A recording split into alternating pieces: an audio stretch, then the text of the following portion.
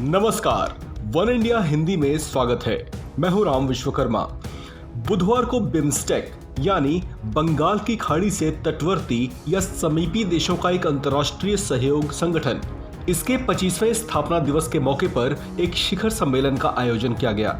इस मौके पर प्रधानमंत्री नरेंद्र मोदी ने सम्मेलन को संबोधित किया।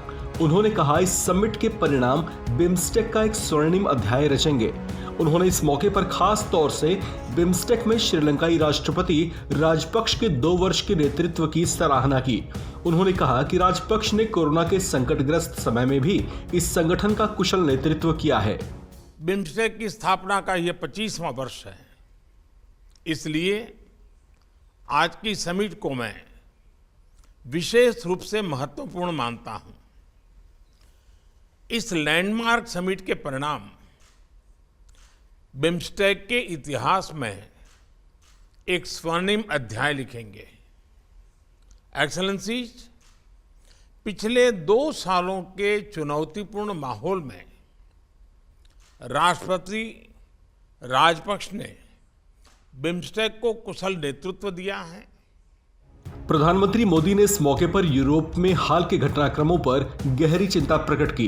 उन्होंने कहा कि यूरोप में हाल की गतिविधियों की वजह से अंतर्राष्ट्रीय व्यवस्था की स्थिति पर सवाल खड़े हो गए हैं। उन्होंने कहा कि ऐसी स्थिति में क्षेत्रीय सहयोग करना एक तरह की बड़ी प्राथमिकता बन गई है। भविष्य की स्थिति को मजबूत बनाए रखने को लेकर प्रधानमंत्री मोदी ने कहा कि बिम्स्टेक चार्टर को अपनाना एक जरूरत है। पिछले कुछ सप्ताहों के यूरोप के डेवलपमेंट्स ने अंतर्राष्ट्रीय व्यवस्था के स्थायित्व पर प्रश्न चिन्ह खड़ा हो गया है। इस संदर्भ में बिम्स्टेक क्षेत्रीय सहयोग को और सक्रिय बनाना महत्वपूर्ण हो गया है। हमारी क्षेत्रीय सुरक्षा को अधिक प्राथमिकता देना भी अनिवार्य हो गया है। एक्सेलेंसीज, आज हमारे बिम्स्टेक चार्टर को एडॉप्ट किया जा रहा है। एक संस्थागत आर्किटेक्चर की ओर हमारे प्रयासों के लिए एक महत्वपूर्ण कदम है। इसके लिए मैं अध्यक्ष महोदय का आभार व्यक्त करता हूं। प्रधानमंत्री मोदी ने बिम्स्टेक की भविष्य की जरूरतों को समझते हुए इसके सचिवालय की क्षमता को बढ़ाने पर भी जोर दिया।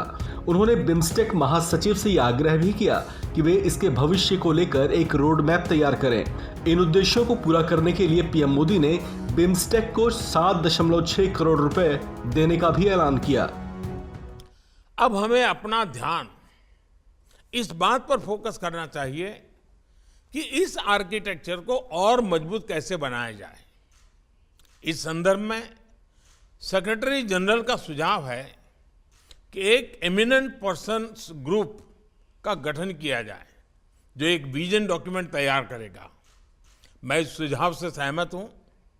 बिम्स्टेक हमारी अपेक्षाओं को पूरा करे, इसके लिए सचिवालय की क्षमता को बढ़ाना भी महत्वपूर्ण है।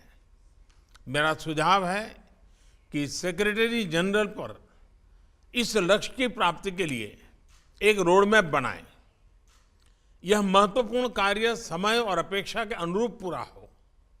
इसके लिए भारत सचिवालय के ऑपरेशनल बजट को बढ़ाने के लिए $1 मिलियन की वित्तीय सहायता देगा।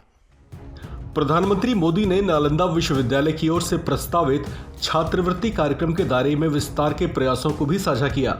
इसके साथ साथ उन्होंने आपसी व्यापार को बढ़ाने के लिए बिम्स्टेक के प्रस्ताव पर तेजी से काम आगे बढ़ाने पर भी जोर दिया है।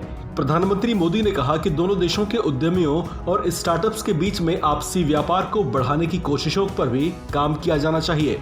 इस मौके पर उन्होंने खास तौर से बंगाल की खाड़ी के उपयुक्त इस्तेमाल पर भी सम्मेलन का ध्यान खींचा। पीएम मोदी ने कहा कि यह वक्त आ गया है जब बंगाल की खाड़ी को संपर्क, समृद्धि और सुरक्षा का पुल बनाया जाए। बिम्स्टेक शिखर सम्मेलन 2022 की मेजबानी श्रीलंका ने की है, जिसका विषय रखा गया था बिम्स्टेक एक क्षमतावान क्षेत्र, समृद्धि, अर्थव्यवस्था और स्वस्थ लोग। गौरतलब है कि बिम्स्टेक बंगाल की खाड़ी से लगते देशों पर केंद्रित एक क्षेत्रीय सहयोग संगठन है, जिसका विकास भारत के ही प्रयासों से साल 1997 में किया गया था।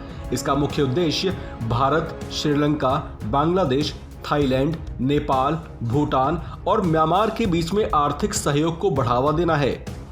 इस खबर में फिलहाल इतना ही। बाकी खबरों के लिए बने रहिए वन इंडिया हिंदी के साथ।